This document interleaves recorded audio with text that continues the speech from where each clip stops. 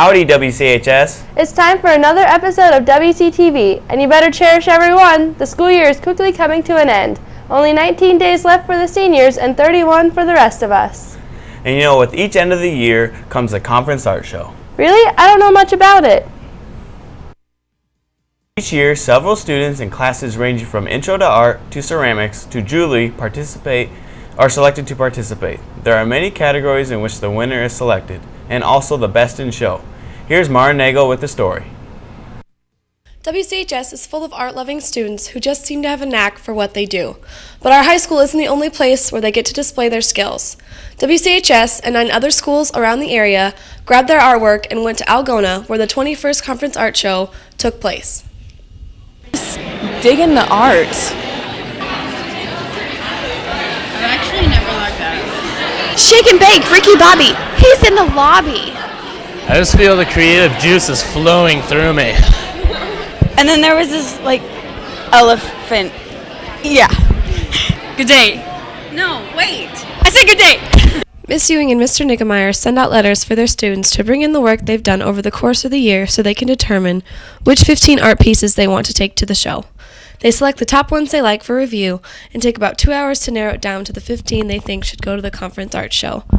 That has the possibility of meaning they take 15 different students, or they take less students, with some taking more than one piece. This year they sent 13 students, with a few students taking more than one of their pieces. What things do you consider when selecting the art pieces? We consider craftsmanship, quality of the work based on the merit that we see on what we did in the classes, and we just look at things that we like, that we think were well done, that would represent the high school well. So there's no secret formula. We just look at the pieces, we select students based on their craftsmanship and what kind of effort we thought they put in the piece. The events go as follows. Upon arrival, each school checks in and is told what group they are out of 3. Each group is assigned an area to go to first. Then there's a rotation so that the 2 speakers are seen by all the groups, and to be sure that each group is allowed 30 minutes to check out all the artwork from the different schools. There is then a lunch followed by the guest judge and speaker, who gets to explain why they chose their judges' awards for an individual student from every school, and awards 3 main achievements that are Best of Show 2D, Best of Show 3D, and Best in Show. It was done really, really well. Your drawing is really realistic, and I can't do that. That's pretty good. But I like the way that that she took the different angles of the purse to look at the different angles of the purse. I didn't know it was a purse until I read the artist statement, and I like that because it was so abstracted. But the way that it was done too, That was our very own Amber Schmidt receiving a judge's award, whereas Jordan Lamp, Tressa Mines, and Aaron Trample took home Best of Show 3-Dimensional. Here's what the winning ladies had to say about their accomplishment. My favorite part about going to the art show was seeing everybody's funny looks when I was carrying myself around. Best part of winning Best of 3D is going to the chocolate season. Best part about going to the art show and winning Best of 3D was seeing all the artwork and being awesome. The Algona art teacher gave a special shout out to our beloved Mr. Niggemeyer, who's retiring after this year. I'm sure all the other teachers feel the same, but he's one of the guys that I really looked up to when I first got into this conference. So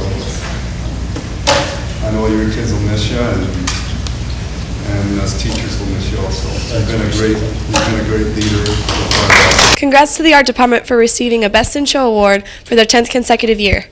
I'm Mara Nagel reporting for WCTV, hoping to see you in Clarion Goldfield next year. Thanks, Mara, and congratulations to those art students chosen to participate in the conference art show. Those students are sure people to look up to. They're not the only ones in this school. There are plenty of students who are worthy of looking up to. But what exactly makes a good student a perfect student? I'm sure Lisa Villa knows. Take a few notes on how to be the apple of your teacher's eye.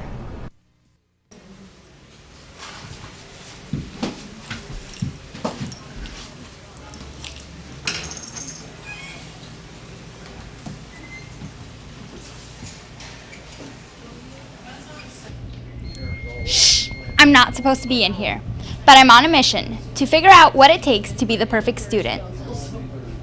Can you believe in class today how awesome that kid was? Oh my gosh, she is always prepared every single time. And then you know what I saw in the hallway the other day? What? There was this great big guy who was bullying this other kid.